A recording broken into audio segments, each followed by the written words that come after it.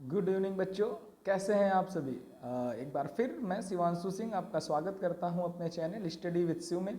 और जैसा कि हम लोग एक क्रम से चल रहे थे, हमने ज्योग्राफी का चैप्टर नंबर 2 जिसका नाम था forest and wild life resources, इसको आपने कंप्लीट कर लिया था।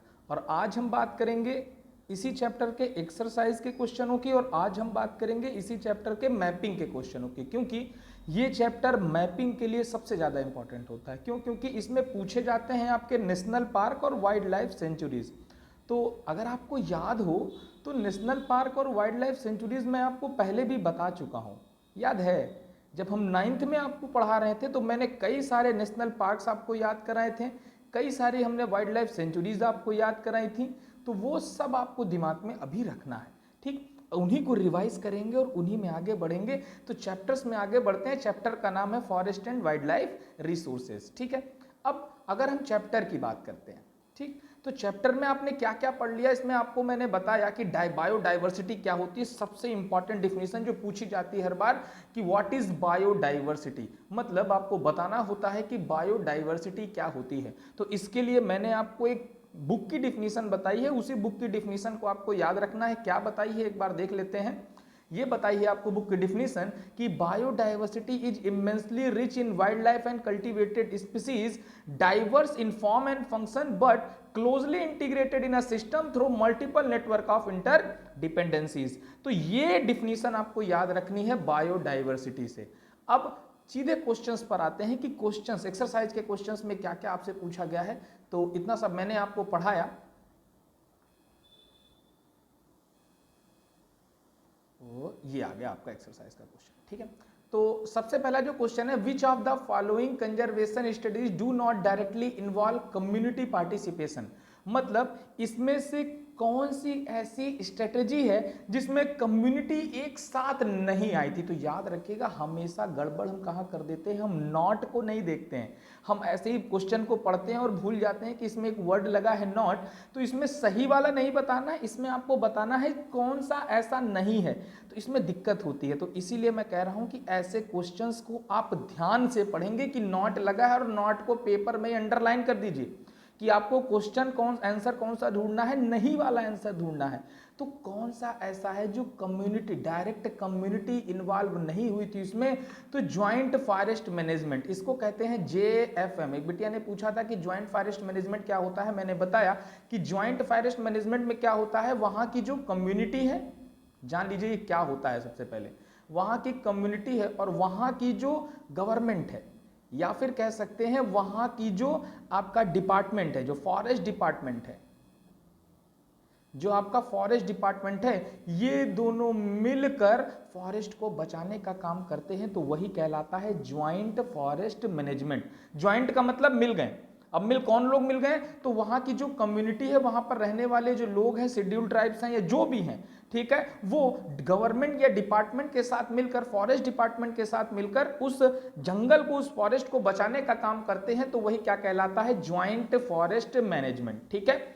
आगे बढ़ते हैं। दूसरे नंबर पे आपने लिखा है चिपको मूवमेंट। चिपको मूवमेंट मैंने आपको पढ़ाया है। चिपको मूवमेंट बेसिकली कहां से स्टार्ट हुआ था, तो आपको बताया मैंने, उत्तराखंड के चमोली डिस्ट्रिक्ट से आपका चिपको मूवमेंट स्टार्ट होता है सुंदरलाल बहुगुणा द्वारा, जिसमें बहुत सारे लोग क्या कर रहे हैं, जो ट्री है, प्लांट्स उनसे चिपक जा रहे हैं, उनको काटने से रोक रहे हैं। बीज बचाओ आंदोलन भी मैंने कहा है कम्युनिटी बेस्ड आंदोलन था, कम्युनिटी बेस्ड मूवमेंट था। बट जो डेमोक्रेशन ऑफ वाइल्ड लाइफ सेंचुरीज है, मतलब ये क्या कह रहे हैं कि ये सीमा है। डेमोक्रेशन का मतलब होता है प्रतिबंध, मतलब कि वाइल्ड लाइफ सेंचुरीज की सीमाओं को क्या कर दिया जाए, बंद कर दिया जाए। तो ऐसा कहीं आपने नहीं पढ़ा कि इसमें कम्युनिटी हो रही, तो कौन सा नहीं है, तो कह रहा है which of the following conservation strategies do not directly involve community participation. तो ये आपकी demarcation of wild life sanctuaries, मतलब वाइल्ड लाइफ सेंचुरीज की सीमाएं जो हैं, जो उसकी बाउंड्रीज हैं, उसको निर्धारित कर दिया जाए। ये किसी कम्युनिटी का कोई मतलब बेसिकली पार्टिसिपेशन इसमें नहीं था। एक ये क्वेश्चन, एक और क्वेश्चन आता है ऑब्जेक्टिव का, उसको भी देख लेते हैं कौन सा आता है। बाकी सब तो मैं भी पढ़ाऊंगा। हाँ, एक ये क्वेश्चन है, ये भी नॉट करके ही आता है इस चैप्टर से।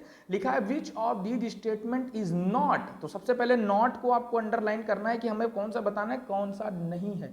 Is not a valid reason for the depletion of flora and fauna. Depletion of flora and fauna मतलब बायोडाइवर्सिटी में किस प्रकार से कमी हो रही है, इसके पीछे क्या एक वैलिड रीजन नहीं है, ये आपको इसमें बताना है। एग्रीकल्चर एक्सपेंशन मैंने बताया आपको, एग्रीकल्चर क्योंकि लैंड्स को क्या कर रहे हैं, फॉरेस्ट को काट कर एग्रीकल्चर लैंड बना रहे हैं, जिसके कारण कहीं ना कहीं बायोडाइवर्सिटी में डिप्लीशन हो रहा है, तो ये भी सही है। लार्ज स्केल डेवलपमेंट प्रोजेक्ट्स, तो ये भी सही है। डेवलपमेंट प्रोजेक्ट्स का मतलब है हम लगातार रोडें, सड़कें और मॉल्स और बिल्डिंग्स वगैरह बना रहे हैं, जिसके कारण क्या हो रहा है, फ्लोरा एंड फोना में डिप्लीशन हो रहा है, तो ये भी सही। आपको कौन सा बताना है, कौन सा सही नहीं है। दूसरा, grazing and fuel wood collection, तो आपने देखा ग्रेजिंग का मतलब है चारने से, और ये भी एक कारण है जिससे फ्लोरा एंड फोना का डिप्लीशन होता है, तो ये भी सही है। अब लास्ट वाला पढ़ना ही नहीं है, लास्ट ही वाला आपका जो होगा वो गलत होगा, इसका मतलब ये इसका सही आंसर होगा, ठीक है। रैपिड इंडस्ट्रियलाइजेशन एंड रैपिड का मतलब है लगातार, लगातार जो आपका इंडस्ट्रियलाइजेशन हो रहा है, अर्बनाइजेशन हो रहा है, वो कहीं ना कहीं वैलिड रीजन नहीं है। यार वैलिड रीजन तो होना चाहिए इसे। Grazing and fluid, large scale development project, agriculture. अच्छा, ग्रेजिंग एंड फ्लूइड, देखो अब इसमें कौन सा स्टेटमेंट सबसे ज्यादा आपका वैलिड नहीं है, तो सबसे ज्यादा देखिए रैपिड इंडस्ट्रियलाइजेशन मतलब लगातार जो आपका इंडस्ट्रियलाइजेशन और अर्बनाइजेशन हो रहा है, जिससे भी फ्लोरा एंड फोना का डिप्लीशन हो रहा है, तो ये आंसर नहीं सही है। यहां से देखेंगे तो grazing and fuel wood collection, ये आपका थोड़ा सा यहां से संबंधित आपका क्वेश्चन सही होगा, तो इसको दिमाग में रखना है कि इसका ये आंसर सही है आपका, ठीक है। आगे बढ़ते, ये तो आपको मैं बता ही चुका हूं कि कौन सा विच ऑफ द फॉलोइंग, ठीक। अब आगे बढ़ते हैं, एक्सरसाइज के और क्वेश्चंस की बात करते हैं। देखिए फॉरेस्ट के टाइप मैंने आपको बताया, फॉरेस्ट के 3 टाइप होते हैं, रिजर्व फॉरेस्ट, प्रोटेक्टेड फॉरेस्ट और अनक्लास्ड फॉरेस्ट, जो आपके अभी कोर्स से हटा दिया गया है, ठीक है। ये पुरानी बुक का एक स्क्रीनशॉट है, तो उसको छोड़ दीजिए, ये बुक से आपको हटा दिया गया है। नेक्स्ट क्वेश्चन पर आते हैं, तो नेक्स्ट क्वेश्चन है आपका, व्हाट इज बायोडाइवर्सिटी। बायोडाइवर्सिटी क्या है, अभी मैंने आपको डिफिनीशन बताया कि बायोडाइवर्सिटी क्या है, और उसी के नीचे नोट्स में लिखा हुआ है कैसे बायोडाइवर्सिटी हमारे ह्यूमन लाइफ के लिए इंपॉर्टेंट है। तो आपने देखा बायोडाइवर्सिटी, अगर प्लांट की बात करेंगे तो कहीं ना कहीं प्लांट से हमें क्या मिल रही है, ऑक्सीजन मिल रही है, ठीक है। प्लांट से हमें, प्लांट से क्या है, यही तो है जो आपके गेहूं, जौ, चावल, तो इनसे क्या मिल रहा है, हमारे लिए फूड ग्रेन्स मिल रहे हैं, तो कहीं ना कहीं ये हमारे लिए इंपॉर्टेंट है बायोडाइवर्सिटी का रहना, ठीक है। उसके बाद दूसरे क्वेश्चन की बात करते हैं, how human activities affected the depletion of flora and फोना। तो डिप्लीशन ऑफ फ्लोरा एंड फोना मैंने आपको बताया है कैसे ह्यूमन एक्टिविटीज जो हैं वो फ्लोरा एंड फोना को खत्म करने का या कम करने का काम कर रही है, बायोडाइवर्सिटी को खराब करने का काम कर रही हैं। तो मैं दिखा देता हूं आपको, कहां बताइए, नोट्स आप रखिए। देखिए मैंने फॉरेस्ट के सभी टाइप आपको नोट्स में भेजे हैं, आपकी इच्छा है तो आप पढ़ सकते हैं, कोई प्रॉब्लम नहीं है। ये देखिए डिप्लीशन ऑफ फ्लोरा एंड फोना, कैसे डिप्लीशन हो रहा है फ्लोरा एंड फोना का, तो इसमें बताया हैबिटेट डिस्ट्रक्शन हो रहा है, मतलब उनके आवासों को खत्म किया जा रहा है पॉल्यूशन के कारण। उसके बाद leading expansion to agriculture, mining, industrialisation and urbanisation. Expansion हो रहा है एग्रीकल्चर का, माइनिंग का, इंडस्ट्रियलाइजेशन का और अर्बनाइजेशन का, ये रीजन बेसिक बनता है आपका, किस कारण, डिप्लीशन ऑफ फ्लोरा एंड फोना। और भी पॉइंट्स आपको बताए हैं इससे संबंधित, मैंने कहा हंटिंग एंड पोचिंग, मतलब शिकार जो हो रहा है और लकड़ी काटना भी कहीं ना कहीं फ्लोरा एंड फोना में डिप्लीशन का कारण बन रहा है। और illegal trade off animals skin, ये भी इंपॉर्टेंट पॉइंट बनता है कि हम एनिमल, जैसे हाथी के दांत बहुत महंगे बिकते हैं, ठीक है, चीते की आपकी जो खाल होती है वो बहुत महंगे मिलती है, तो क्या कर रहे हैं कि इलीगल ट्रेड कर रहे हैं, ये अलाउ नहीं है भारत में, मतलब कानूनी नहीं है, गैर कानूनी तरीके से हम क्या कर रहे हैं कि जानवरों के जो स्किन्स है उनका क्या कर रहे हैं, व्यापार कर रहे हैं, जिसके कारण हो रहा है। इन्वायरमेंटल पॉल्यूशन हो रहा है, poisoning of water bodies due to discharge of industrial influence and chemical wastage, मतलब इंडस्ट्री से निकलने वाले केमिकल वेस्टेज के कारण वाटर पॉल्यूशन हो रहा है, जिसके कारण पानी में रहने वाले जो फ्लोरा एंड फोना है, मतलब फ्लोरा एंड फोना का मतलब पानी में रहने वाले जो जीव जंतु हैं उनको दिक्कत हो रही है। फॉरेस्ट फायर्स हो रहा है, शिफ्टिंग कल्टीवेशन दिक्कत कर रहे हैं, large scale of development project, ये भी कहीं ना कहीं कारण बनता है डिप्लीशन का। तो ये पूरा पॉइंट आपको दिमाग में रखना है। चलिए नेक्स्ट पॉइंट पर बढ़ते हैं, नेक्स्ट क्वेश्चन पर बढ़ते हैं। मैं सबका आंसर आपको बता दे रहा हूं कहां लिखा है, ठीक है। Describe how communities have conserve and protect forest and wild life in India. तो इसका तो सीधा आपको मैंने आंसर लिखाया है कि कैसे कम्युनिटीज जो हैं वो इंडिया में फॉरेस्ट एंड वाइल्ड लाइफ को कंजर्व कर रही हैं। तो इसमें मैंने आपको बताया है कि अगर छोटा नागपुर के मुंडाज एंड संथाल की बात करेंगे, याद करिए मुंडाज एंड संथाल की बात करेंगे, तो इनके द्वारा कदम्बा और महुआ के ट्री को वर्शिप, मतलब उनकी पूजा की जाती है। अगर आप और आगे बढ़ेंगे तो आप देखेंगे बिहार और उड़ीसा में, दिखा देता हूं मैं इस पॉइंट्स को, सब आपको बताया हूं। ये देखिए पहला पॉइंट ये आपको लिखा है। दूसरा point tribals of Orissa and Bihar worship mango and tamarind tree, तो ये दूसरी तरह इनको बचाया जा रहा है। अगर बिश्नोई कम्युनिटी की बात करते हैं तो इनके लिए जो एंटीलोप्स है इनका बहुत हाई रिजर्वेंस का मतलब है बहुत श्रद्धा करते हैं। तो वही मैंने आपको याद दिलाया था, सलमान खान ने जो एक काले हिरन को मार दिया था जिसके कारण रवि बिश्नोई उनके पीछे पड़े हुए हैं, जो आप केस सुन रहे होंगे, तो वही केस है जिनके कारण खेजड़ी का जो ट्री है राजस्थान में उसको भी पूजा की जाती है।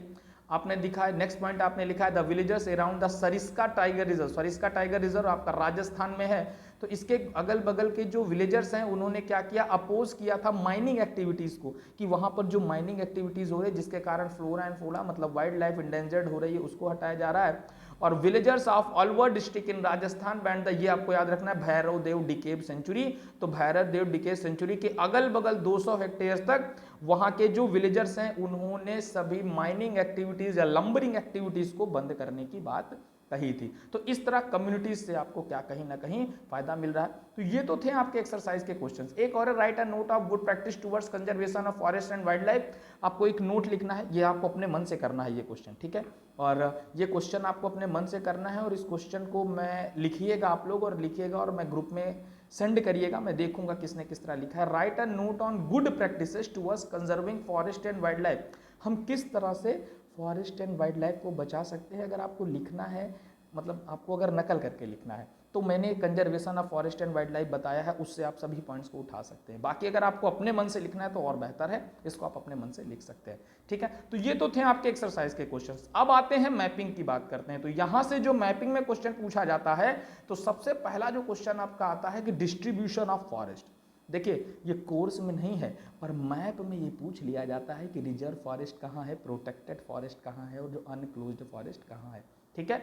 तो अगर रिजर्व फॉरेस्ट की बात करते हैं तो देखिएगा कि मैंने सबसे पहले कहा रिजर्व फॉरेस्ट, तो भारत में सबसे ज्यादा जो मात्रा है वो रिजर्व फॉरेस्ट की। ये देखिए ये जितना भी ग्रीन रीजन है आपका वो सब क्या कहला रहा है, आपका रिजर्व फॉरेस्ट का रीजन कहला रहा है। मतलब उत्तर प्रदेश ले लीजिए, मध्य प्रदेश ले लीजिए, महाराष्ट्र, तेलंगाना, कर्नाटक, आंध्र प्रदेश, केरला, तमिलनाडु और जम्मू कश्मीर, यहां पर आपके रिजर्व्ड फॉरेस्ट पाए जाते हैं, ठीक है। तो इसको मैप को अपनी कॉपी में बना लीजिएगा, ठीक, इंपॉर्टेंट होता है, पूछ लिया जाता है। उसके बाद प्रोटेक्टेड फॉरेस्ट मतलब जितने येलो हैं तो हिमाचल प्रदेश, पंजाब, हरियाणा, राजस्थान, बिहार, झारखंड, छत्तीसगढ़ और उड़ीसा, ऐसे इलाकों में आपके प्रोटेक्टेड फॉरेस्ट पाए जाते हैं। और लास्ट में आपका अनक्लोज्ड फॉरेस्ट, तो गुजरात और आपके नॉर्थ ईस्ट इलाकों में आपका क्या है, अनक्लास्ड फॉरेस्ट पाए जाते हैं, ठीक है। तो ये तीन टाइप के फॉरेस्ट आपको याद रखना है। रिजर्व्ड फॉरेस्ट कहाँ, भारत में सबसे ज्यादा मात्रा में, यूपी से लेकर सीधा आप ऐसे चले आएंगे, यूपी, एमपी, महाराष्ट्र, तेलंगाना, कर्नाटक, आंध्र प्रदेश, तमिलनाडु, केरल, जम्मू कश्मीर और वेस्ट बंगाल के कुछ इलाकों में आपको रिजर्व्ड फॉरेस्ट देखने को मिलेंगे। प्रोटेक्टेड फॉरेस्ट की बात, जिन्हें बचाया जा रहा है, तो आपको राजस्थान जान रहे हैं कि वहां फॉरेस्ट की कमी है तो इसीलिए वहां पर उनको बचाया जा रहा है, तो वहां पर इसीलिए आपको फॉरेस्ट, प्रोटेक्टेड फॉरेस्ट यहां पर देखने को मिलेंगे।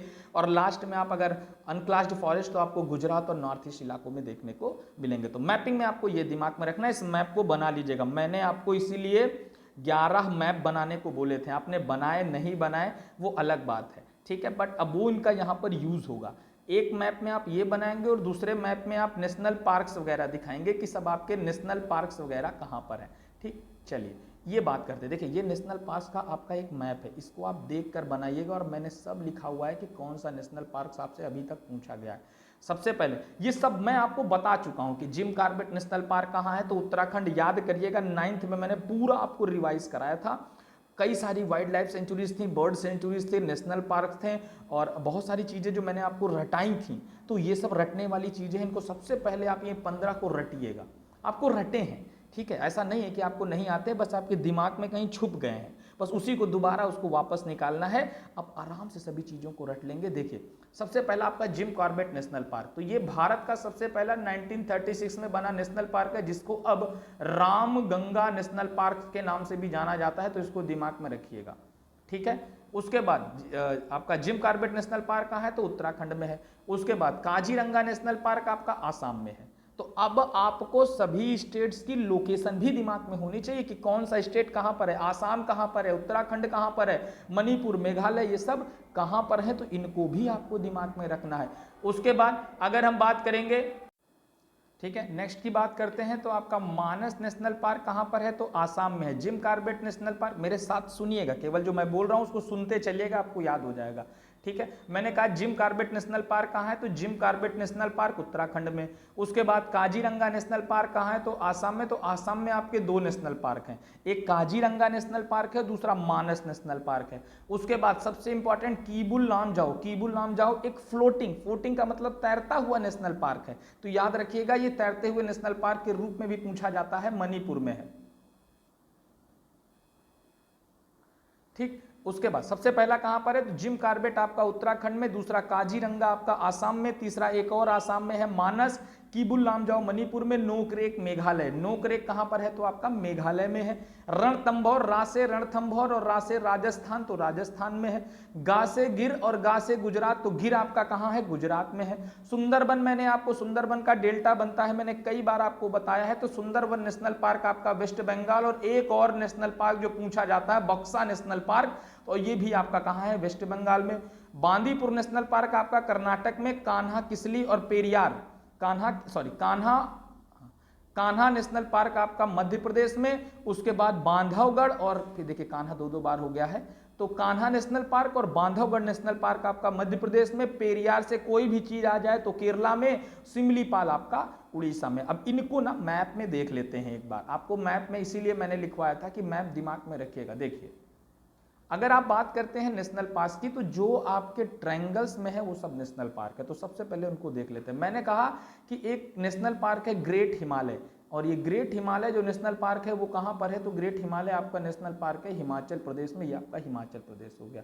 उसके बाद ये देखिए दूसरा आप देख रहे हैं Corbett, Jim Corbett national park, जिसको रामगंगा नेशनल पार्क के नाम से भी जाना जाता है। क्यों, क्योंकि उसके बीचों बीच से एक नदी जाती है जिसका नाम है रामगंगा। ठीक है, तो जिम कॉर्बेट नेशनल पार्क आपका कहां पर है, तो जिम कॉर्बेट नेशनल पार्क आपका उत्तराखंड में है। और आगे इधर आते हैं तो आपने देखा एक और ट्रायंगल है जिसका नाम है बक्सा। बक्सा मैंने आपको बताया कहां पर है, तो बक्सा आपका देखिए ये पूरा वेस्ट बंगाल का एरिया है, यहां तक आपका पूरा वेस्ट बंगाल आ रहा है।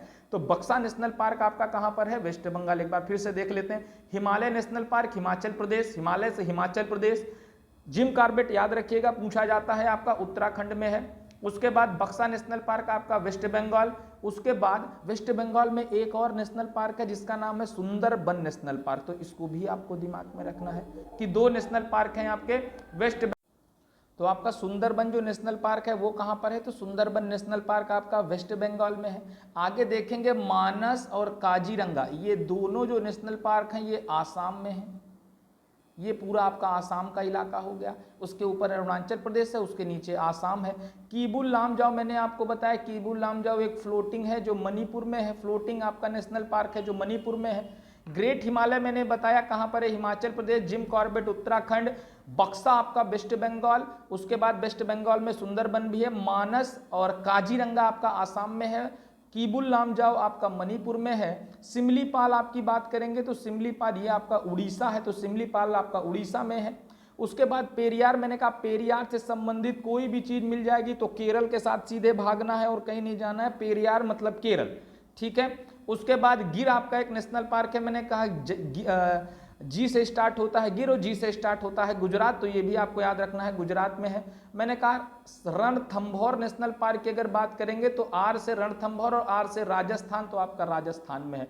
तो इतने। उसके बाद बांधवगढ़ और कान्हा, ये भी आपको दिमाग में रखना है, बांधवगढ़ नेशनल पार्क और कान्हा नेशनल पार्क, और ये दोनों कहाँ हैं, ये दोनों आपके एमपी में है। तो इतने तो आपको नेशनल पार्क, एक बार फिर से मैं बता दे रहा हूं, ध्यान से सुनिए। मैंने कहा ग्रेट हिमालय कहां है, तो ये आपका हिमाचल प्रदेश है, तो ग्रेट हिमालय आपका हिमाचल प्रदेश में। जिम कॉर्बेट नेशनल पार्क, तो ये आपका उत्तराखंड है, तो Jim Corbett national park Uttarakhand में।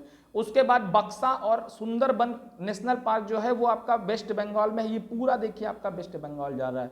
उसके बाद आसाम में आएंगे तो असम में आपके दो नेशनल पार्क हैं, आपको जो याद रखने है तो बहुत, पर आपको याद रखने हैं काजीरंगा नेशनल पार्क और मानस नेशनल पार्क, ठीक है। उसके बाद कीबुल लामजाओ मणिपुर में है, तैरता हुआ एक फ्लोटिंग नेशनल पार्क के रूप में जाना जाता है। सिमलीपाल आपका उड़ीसा में है। पेरियार आपका केरल में है। गिर से गुजरात आपका मतलब गिर नेशनल पार्क आपका गुजरात में है। और रणथंभौर, आर से रणथंभौर और आर से राजस्थान में है आपका। उसके बाद बांधवगढ़ और कान्हा, ये दोनों अलग से याद रखने हैं जो एमपी में है।